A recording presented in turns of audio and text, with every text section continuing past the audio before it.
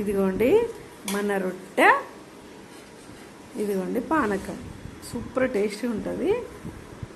చూడండి మెత్తగా అయినాయి చక్కగా చపాతీలు. ఇప్పుడు ఇలా మెత్తగా చేసుకుని పూరితో కూడా బాగుంటుంది. కాకపోతే పూరి ఎక్కువ ఆయిల్ కదా అని చపాతీ అయితే ప్రిపేర్ చేసిన. ఇలా చాలా బాగుంటుంది. మీరు ఎప్పుడైనా తిన్నారా ఫ్రెండ్స్? ఇలాగా తింటే కామెంట్ బాక్స్లో కామెంట్ పెట్టండి.